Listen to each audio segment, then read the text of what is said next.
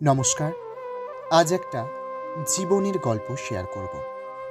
কণ্ঠে রয়েছি আমি, বিপ্লব সাহা। শুরু করছি।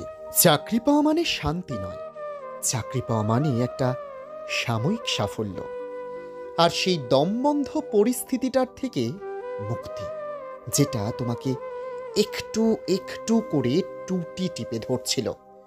কিন্তু তার মানে এই নয় যে তুমি শান্তি পেয়ে গেলে।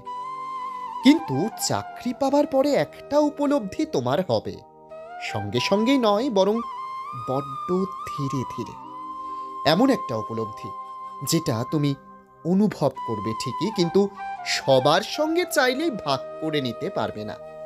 এমন একটা উপলব্ধি যেটা তোমাকে সব দেবে যা তুমি চেয়েছিলে, কিন্তু কোথাও না কোথাও একটা শূন্যতার সঙ্গে, যেটা তুমি কখনো চাওনি বা ভাবোনি।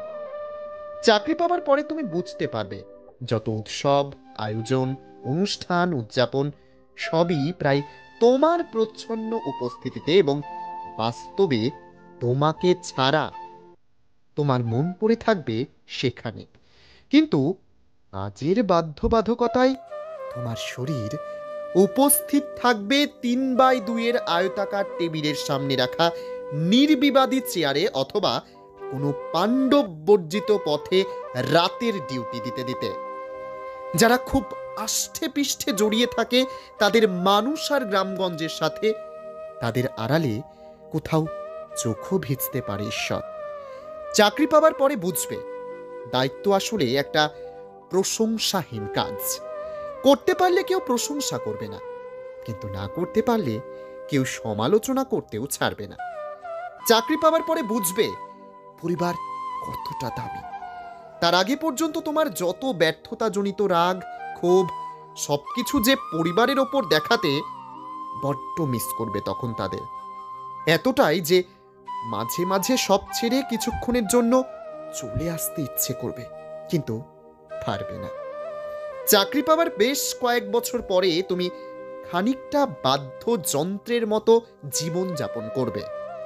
একই নিয়ম, একই সময়, একই কাজ, রোজ একভাবে নিয়মিত, অবিরাম। আর এটা তুমি অনুভব করবে, কিন্তু কিচ্ছু বলতে পারবে না। কারণ মাসের শেষে একটা SMS পেন কিলারের মতো তোমার সমস্ত ব্যথাকে অদ্ভুত কায়দায় ভুলিয়ে রাখবে সামনের কয়েকদিন। আর এভাবেই একটা সময় পরে অভ্যস্ত হয়ে যাবে, আর কিচ্ছু মনে হবে না তখন। শুধু মানুষ বলবে, বদলে গেছো তুমি। আসলে তুমি নিজেও জানো, তুমি অনুভব করছো সবই, কিন্তু সবটা সবাইকে বোঝাতে পারোনি।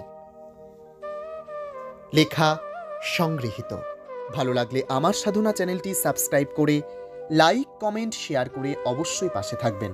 ধন্যবাদ।